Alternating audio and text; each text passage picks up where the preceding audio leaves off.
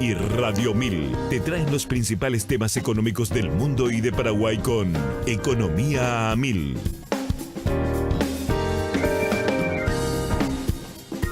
Economía a 1000 es presentado por Invertí en vos y en tu futuro con Regional Casa de Bolsa.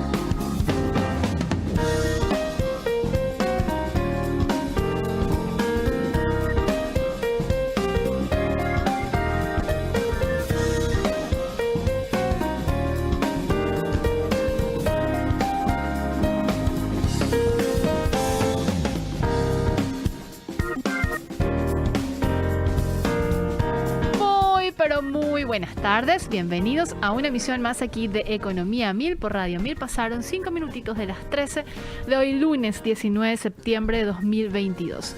Un día que nos trajo con lluvia. Está medio gris, está medio pesado el ambiente. Interrumpí. Esperana. Interrumpí mal, perdón. Encima estoy medio en baja, le estaba diciendo a los compañeros. Vos venís en contramano ahí, Alfredo. Vos también estás en baja. Yo te veo así con una luz medio, o sea, con un aura medio apagada. No, por favor, Prince. No, pero... Apagado en todo caso. ¿No? ¿Estás bien? Estoy bien, sí. Tu camisa dice lo contrario. Mi camisa... No, te voy a explicar lo que pasa aquí. ¿Qué pasó? Que voy a saludar a la audiencia primero. Sí. Adelante. Saludo a la audiencia. Nuevamente estamos en un programa más de Economía 1000.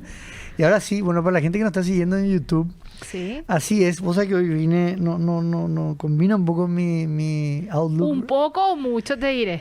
Porque no, lo que pasa es que hoy teníamos un bloque agrícola. Y de hecho te interrumpí porque se esperaba esta lluvia. Yo no sé, todavía no tengo novedades, digamos, de cómo han sido las lluvias alrededor del país. Sé que en el sur también llovió y esta lluvia era muy, muy esperada por los agricultores para poder proseguir, digamos, en la campaña de la soja, en la siembra, que se requería esos niveles, digamos, de humedad que ellos estaban esperando para darle largada, digamos, a la campaña. Así es, y no fue una lluvia muy abundante, fue así como para regar un poquitito más incluso, ¿verdad? Pero y estaba esperando ahora a la tarde escribirle a algunos para tener datos productores, actualizados. A ver cómo fue la lluvia.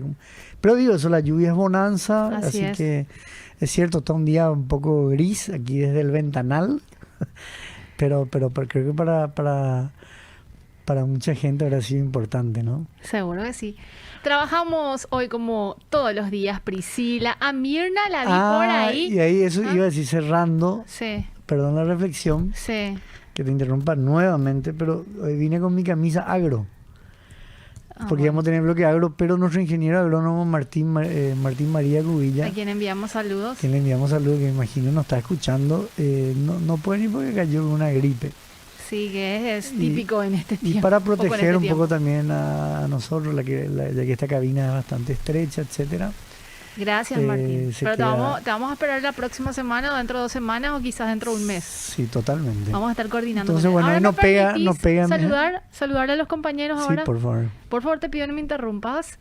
Estamos trabajando hoy Priscila, Mirna, Josema con la amplia sonrisa de siempre. Voy a tratar de autoinyectar o que me inyecte un poco de energía porque estamos realmente en baja. Y a los compañeros de control está Lorenzo, Rodrigo y Cristian. ¿Qué me ibas a decir? No, nada. No, yo no interrumpo más. Bueno, le decimos a la gente que pueden escribirnos al 0994-674-000 y le agradecemos a todos, a quienes nos siguen también por el canal de YouTube, 1000 Noticias AM, también nos escuchan a través de Spotify, Economía 1000 Alfredo, con todos los episodios actualizados de capítulos, obviamente, de semanas e incluso los que tuvimos casi recientemente. Tratamos de estar siempre a la vanguardia con el tema y con los temas a desarrollar y obviamente a analizar aquí en Economía AMIR. ¿Te parece si ya nos abocamos a nuestro primer tema? Porque hoy tenemos 2 megas temas. ¿Le podemos anunciar ya a la audiencia cuáles son? Totalmente. Hoy queremos hablar en este primer bloque de nuevamente los impactos de la caja fiscal. Como sabemos, el presupuesto general de la Nación en estos momentos está siendo estudiado por el Congreso, digamos, por la Cámara, como es la bicameral. Sí, la Comisión Bicameral de Presupuesto. Y acá hay un tema importantísimo que es bueno volver a recordar y traer nuevamente a colación. Porque por supuesto que este tema de la caja fiscal en su situación actual genera año tras año un déficit importante que afecta de manera muy significativa lo que son las cuentas fiscales, los gastos corrientes. Y creo que es bueno nuevamente traer y sobre todo recordando que hay un proyecto, digamos, de ley que está siendo también estudiado por el Congreso, que creo que tuvo... en el mes de julio fue... el 28 de julio. Que se dio 90 días de... ¿no? Se postergó el estudio de este proyecto que se denomina Proyecto de Ley que regula el régimen de actualización de los saberes jubilatorios de los funcionarios y empleados públicos jubilados de la Administración Central y del Servicio Civil. Y sí, efectivamente, una prórroga o una postergación, en palabras mejor ubicadas, de 90 días para su tratamiento. El Senado lo decidió de esa manera, así que haciendo los cálculos sería a mediados de octubre o en octubre básicamente el cumplimiento ya de este plazo para el análisis nuevamente. Estamos hablando de un proyecto, como bien mencionabas, Alfredo, que debe ser tratado con mucho cuidado por el impacto, las implicancias que puede tener eventualmente en las finanzas públicas. Y eso que decías, ahora la caja fiscal ya viene siendo una carga importante en el componente de los gastos, porque recordemos que el déficit que viene arrastrando la caja fiscal es muy importante y evidentemente ese déficit es financiado tanto por impuestos como también por los grupos o componentes de la caja fiscal que están siendo superavitarios y que evidentemente también deja un casi poco o nulo espacio fiscal para hacer otro tipo de inversiones y de destinar esos recursos a otros programas de más impacto o de mayor impacto. Y creo que en ese sentido es importante porque por un lado uno podría preguntarse, bueno, ¿por qué tenemos que hablar nosotros de un programa de jubilación que se refiere más bien a empleados públicos? Si ninguno de los dos somos empleados públicos, gran parte de la ciudadanía no forma parte, digamos, del funcionariado público. Pero creo que es importante y podemos usar acá, Prince, algunas láminas que preparó el Ministerio de Hacienda en ese mes de julio justamente, para que también el Congreso pueda estar al tanto de esas implicancias que mencionaba. ¿Te parece si le pedimos a Lorenzo, Rodrigo, si nos pueden acompañar? Para la gente entonces que nos sigue en YouTube, vamos a estar presentando algunas láminas con algunos números. Y creo que acá... No es eso. A ver, mientras vos haces una introducción, yo voy a ajustar acá. No te preocupes, Alfredo. Sería interesante que le explicaras, no ese es el presupuesto, sería interesante que pudieras explicar por qué ese impacto en la ciudadanía. Bueno, en primer lugar, como hablábamos, la caja fiscal del régimen, digamos, del sistema de jubilación de los funcionarios públicos está dividido en subsectores, así como vos decías, hay sectores que son superavitarios, hay sectores, digamos, que ya vienen trayendo un déficit. En gran medida este era un problema que ya se traía en los años 90 y es por ello que en el 2003 se hace una reforma importante que permita dar una sostenibilidad a la caja fiscal. Cuando hablamos de sostenibilidad, básicamente es hacer cálculos matemáticos. Vos necesitas en un sistema de reparto, es decir, un sistema de reparto solidario donde prácticamente todo va a una sola caja. Ahí son muy importantes sobre todo 3 factores. Uno, los años de aporte. En segundo lugar, lo que tiene que ver la edad de retiro, ¿verdad? Y tercero, la tasa de sustitución. Esas son las variables más importantes en un sistema de reparto. ¿Por qué? Porque, por ejemplo, si vos haces que los años de aporte sean 20 y tu edad de jubilación corresponde prácticamente en un periodo donde la expectativa de vida de jubilado también sean 20 años, bueno, básicamente ahí el aporte debería ser prácticamente el 100% lo que vos deberías, si querías mantener esos ingresos. No 100%, pero menos debido a las inversiones que se puedan realizar. Pero, ¿qué es lo que se calcula para darle sostenibilidad? Que haya una buena base, por ejemplo, de 30 a 35 años de aporte, y por lo general que tu edad de vida de jubilado, digamos, no sea el mismo tiempo del tiempo que aportaste, ¿verdad? Uno aporta durante su vida activa y esos años de aporte deben ser significativamente superiores a tus años de vida de jubilado.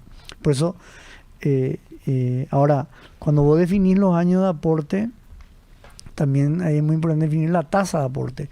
En este caso, la caja fiscal contempla un 16%. 16% es muchísimo. Sobre el salario, sobre los ingresos de un empleado. Incluidos los beneficios también. Así ¿no? es. Y 16% es mucho porque imagínate, prácticamente de 100.000 guaraníes, digamos 16.000 guaraníes, vos dejás de tenerlo, de percibirlo para un consumo presente o para destinar eso a otras inversiones, ¿verdad?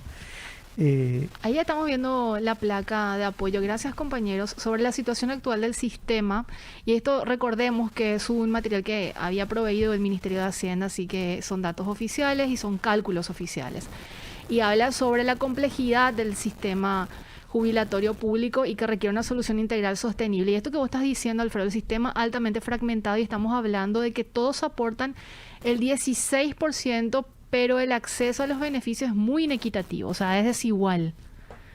Exactamente, y esto en gran medida se debe a que prácticamente el año 2003 en adelante empezaron a hacerse algunas excepciones.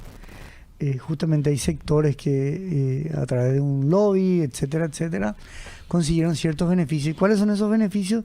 Los beneficios pueden ser, y que de hecho consiguieron, menores años de aporte, bajar la edad de jubilación, o que la tasa de sustitución no solamente sea mayor, sino prácticamente que se actualice según los ingresos que percibe la misma categoría pero el que está en situación activa. Que esté en situación activa, que eso es, como hablamos, una locura, porque imagínate, para que matemáticamente eso sea así, ¿verdad? ¿Cómo a vos te van a actualizar tu sueldo si vos no aportaste, digamos? ¿De dónde va a salir ese dinero? O sea, la gente tiene que entender que cuando vos percibís algo, ¿verdad? Y ese algo no es un aporte tuyo, ¿no es cierto? Entonces ese aporte está saliendo de alguien que no sos vos. Y habría que cubrir ese déficit, vamos a llamarlo. Totalmente, y prácticamente eso tiene una implicancia moral porque básicamente vos estás quitándole a otra persona, ¿verdad? O sea, ¿por qué otra persona tiene que aportar, digamos, para que tus ingresos sean equiparados, ¿verdad? Entonces ahí ya entramos con cuestiones incluso morales y éticas, ¿verdad? Porque básicamente vos estás definiendo ciertos privilegios para un grupo y un sector de personas a costa de otras. Y ahí lo que vos mencionabas, ¿verdad? Gran parte de esos grupos deficitarios hoy están consumiendo y evaporando lo que son las reservas de aquel grupo de funcionarios públicos que sí aporta y que tienen hoy un superávit, y por lo tanto se han podido acumular esas reservas para que esas reservas sean invertidas, y de hecho, al ser invertidas, esos beneficios en la inversión pueden ser devueltas a las personas en su edad de jubilación, de tal manera que esos aportes que vos haces, digamos, la inflación de cada año no esté evaporando, ¿verdad? Le pedimos nuevamente a los compañeros la misma lámina, por favor, para ir, la anterior, por favor, para ir completando esa. Muchas gracias. La tasa de aporte de equilibrio es muy superior a la tasa vigente del 16%, mayor aún para los sectores deficitarios. Eso que vos mencionabas, ¿verdad, Alfredo? Esa correlación, que al final no hay una correlación. No, y ahí imagínate aumentar la tasa, prácticamente el funcionario público, imagínate, si la aumentaba a 25%, está diciendo que de 12 meses él tiene que trabajar casi 3 meses para poder aportar, digamos, su aporte a la jubilación. O sea, le está sustituyendo, o sea, le está sacando la posibilidad de un consumo presente, ¿verdad? También hay una alta demanda por jubilaciones que seguramente más adelante vamos a hacer como una suerte de panorama general de cómo está compuesta la caja fiscal, pero hoy por hoy principalmente el sector del Magisterio Nacional es el que está demandando mayores recursos y recordemos que esto se financia con los sectores superavitarios, pero principalmente el aporte que hacen los funcionarios públicos o el programa de los funcionarios públicos, a diferencia de las fuerzas públicas, que está compuesto por los policías y militares, que ese déficit en sí es financiado con impuestos. El agotamiento de recursos y las estimaciones o el cálculo actuarial, si lo vamos a llamar técnicamente, hecho por el Ministerio de Hacienda, habla que a partir del 2027 el déficit de la caja fiscal se cubrirá completamente con recursos del Tesoro. O sea, ya no hay espacio para seguir haciendo esa cobertura parcial entre caja o programas e incluso parte con impuestos. Pero imagínate, cuando vos hablas del sistema de reparto es muy importante la confianza en el sistema. Es decir, yo estoy aportando a una caja común, pero confío de que esa caja va a ser solvente, ¿verdad? Y que en el momento que yo me jubile voy a obtener esos beneficios. Así es. O sea, la confianza es clave porque, de nuevo, estoy posponiendo un 16% de mis ingresos mensuales o 16% de mis ingresos anuales. Es muchísimo, ¿verdad? Entonces, lo que está mostrando nomás este gráfico es, o sea, si en el 2027 se acaban las reservas, o sea, todo lo que yo aporté y todo lo que estoy aportando ya no existe. ¿Y quién me garantiza a mí que en 10, 15 años cuando yo me jubile me van a pagar la jubilación? Entonces, una medida muy populista, muy simple, muy simpática, para decir, bueno, hacer funcionarios públicos que la jubilación de ellos los paguen los impuestos y los ciudadanos, que lo cubra totalmente. Y hay otro problema, Alfredo, porque los últimos datos dados también a conocer por el Ministerio de Hacienda hablan de que de cada aproximadamente 70 guaraníes que ingresan a las arcas o lo maneja el fisco vía impuestos, va destinado al pago de salarios. Y si hablamos de gastos rígidos, de cada 100 guaraníes, 70 guaraníes va... 74 yo incluso te diría. Sí. Yo creo que... Pero si vamos metiendo otros componentes que forman parte de los gastos rígidos como jubilaciones e incluso también programas sociales y deuda y demás, los ingresos que se destinan, vamos a decir, a estos gastos son más del 90%. O sea, hay menos del 10% de recursos disponible para destinarlo a otro tipo de programas, y eso evidentemente no va a terminar cubriendo el déficit del que habla ahora el fisco, ¿verdad? Entonces, la alternativa que se plantea es, bueno, se va a tener que aumentar impuestos. No hay otra alternativa más viable. Pero nuevamente, Prince, o sea, en caso de que esto corra, vamos a sí, decir. pero actualmente como está el sistema ya tiene déficit. Sí. Como si gran parte de esos déficits se cubren, digamos, con los saldos superavitarios de algunas de las cajas, ¿verdad? Y lo que no se puede llegar a cubrir ya se está pagando con recursos del Tesoro, es decir, con impuestos. Entonces ahí entra una pregunta moral. ¿Por qué esos ciudadanos van a tener beneficios y no toda la ciudadanía? O sea, ¿por qué él es más ciudadano que yo al trabajar en un funcionario público? ¿Por qué a él el Estado le da, o sea, hay gente muy pobre en el país y el Estado que le da, ¿cuánto era el 40%, el 30% del salario mínimo, ¿verdad? Para los ancianos. ¿Y por qué a esta gente le tiene que dar un sueldo entero? O sea, esa persona vale más que el anciano pobre y humilde que quizás entró a formar parte de una empresa informal del sector privado. ¿Por qué? Si estamos hablando de impuestos, la redistribución de los ingresos debería ser igual para todos, o por lo menos que esa redistribución pueda dedicarse y llegar, digamos, a las personas que realmente lo necesitan, ¿verdad? Para que se pueda un poco cortar esa racha de pobreza en las generaciones. En cambio, a un empleado del sector privado no hay impuesto que le va a pagar sus jubilaciones. Entonces, esa diferencia o esa discriminación, digamos, que va contra gran parte de la población, porque estamos hablando que los funcionarios públicos son 300.000 personas, ¿verdad? Así es. 300.000 personas, 3.450.000 guaraníes no llega apenas al 10%, ni siquiera, de la fuerza activa. Entonces, ¿por qué los impuestos de las personas tienen que estar financiando ellos? Es cierto, hay países donde vos tenés que gran parte de los gastos públicos tienen que ver con impuestos en relación a la materia de pensiones. Pero ahí vos no estás discriminando quién es público y quién es privado. Entonces acá hay una discriminación prácticamente bochornosa, ¿verdad? Donde vos estás haciendo que gente del sistema privado, gente que ni siquiera nunca pudo entrar a un sistema de cobertura de pensiones, al final de la etapa de su vida, si es, digamos, de bajo ingreso, perciba 500.000 guaraníes por mes, cuando el otro está recibiendo de impuestos 10, 12, 18, incluso lo que hablábamos. Cuando vos hablas del sistema de pensiones en los países europeos, en países desarrollados, la tasa de sustitución es muy baja, entre 35, máximo 50%. ¿Qué significa tasa de sustitución? Significa que yo percibo ese porcentaje, digamos, de lo que eran mis ingresos. Justamente, ¿por qué? Porque no es sostenible que yo reciba un 100%. O sea, si yo cobré 10 millones toda mi vida, es difícil que un sistema pueda asegurarme 10 millones, digamos, todos los meses en mi periodo de jubilación, porque matemáticamente requeriría muchísimos años de aporte o una tasa muy elevada de aporte, cosa que termina después dañando la economía, el crecimiento económico, sería a un alto esquema de evasión, etcétera. Entonces,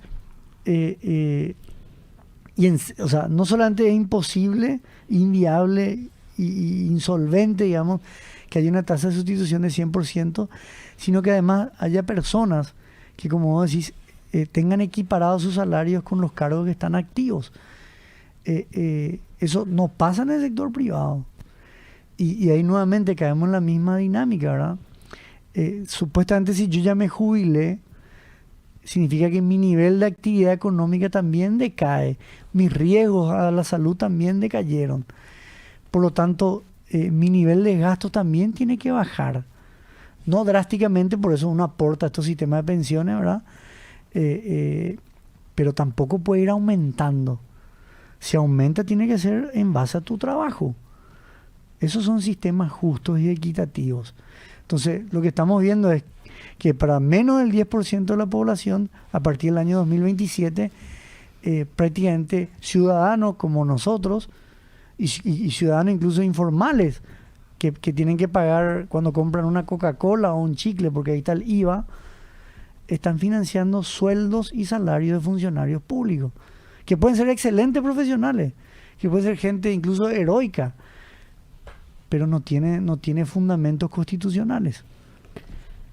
Le pedimos a los compañeros que sigamos avanzando con las láminas y la siguiente, esta es básicamente, y le decimos a la gente que nos estaba viendo, es básicamente las reformas que se hicieron del 2003 al 2022 con beneficios adicionales de los que ya habías mencionado, Alfredo, y que terminaron distorsionando de alguna manera el esquema o el sistema jubilatorio público, dándole mayores beneficios a algunos sectores, y evidentemente eso termina rigidizando o aumentando el déficit. En la siguiente lámina, por favor, y ahí nomás, Prince, yo lo rehablaba con un funcionario público, ¿verdad? Y lo que hablábamos con él también estaba muy preocupado por esto, porque ¿sabe qué es lo que él decía? ¿Qué pasa si entra un gobierno que cambia esto? En el sentido de cambiar, no que toque a los jubilados como tal, pero en el sentido que diga, acá tenemos que hacer una reforma. No es justo que, digamos, de los impuestos se paguen a los jubilados. Y prácticamente este sistema que se comió todas las reservas, y ¿qué pasó con todos mis aportes, verdad? ¿Qué pasó con los años de sacrificio y de entrega que yo hice, verdad? O sea, al ser un sistema insolvente, que en algún momento va a estallar, ¿verdad? Porque por algún lado va a estallar. Prácticamente vos no sabés cuál va a ser la situación. Y lo que se ha visto en otros países de insolvencia, como en el caso, por ejemplo, de Argentina, Venezuela u otros, ¿verdad? Al final, ¿qué ha pasado? Esa gente terminó cobrando 25 o 30% de su jubilación. Al final termina siendo esto una gran mentira. Cuando vos tenés números, los números no cierran matemáticamente, de algún lado tenés que sacar. Y cuando explotan las cosas, ahí empiezan las reformas. Y primeramente las reformas que hacen achican, digamos, o sea, cierran la canilla de gastos y obviamente ahí se ven afectados y se van a ver, los funcionarios públicos se van a ver afectados seriamente en un par de años. Por eso que es muy importante también que ellos reaccionen ante todas estas maniobras. Alfredo, yo te propongo algo porque nos quedaron varias láminas pendientes, pero yo quiero ya entrar con el siguiente bloque porque ya están los compañeros también del otro lado. Si te parece, seguimos, pero mañana con este mismo tema. No sé si mañana, porque mañana tenemos... Pero va a ser así 10 minutos, Alfredo. Bueno, vamos a pedirle ¿cómo no? disculpas a los invitados de mañana, pero me parece interesante más abordar y terminar de completar todas estas láminas porque son números importantes y preocupantes, ya no ni siquiera en el mediano y largo plazo, sino en el cortísimo plazo, y del impacto que genera ni siquiera en el sector público, Alfredo, bien como mencionaba, sino en toda la población. La proyección de cierre para este año del déficit de la caja fiscal es de 224 millones. El presupuesto del Ministerio de Salud es 1.000 millones de dólares. Prácticamente 25% del presupuesto del Ministerio de Salud. O sea, para que la gente entienda lo que nos estamos privando de medicamentos, de atención médica, etcétera, etcétera, de infraestructura. O sea, es muchísima plata. Es muchísima plata. Es demasiada plata. Así es, y para cerrar, la proyección de cierre para el 2022, o sea, para este año, como mencionabas, es de 224 millones de dólares, 153 millones corresponden al programa no civil y 71 al sector civil, principalmente al sector docente. La verdad que es un número que hay que recordarlo y en el momento de analizar una propuesta como la actualización de los saberes, esto debería ser tema y centro de preocupación. Que ese ni siquiera, claro, entramos porque eso agrandaría mucho más. Así mismo, por eso te digo, me parece que tenemos que seguir profundizando y ahondando en este tema y yo te comprometo para hacerlo mañana, ¿te parece? Por supuesto.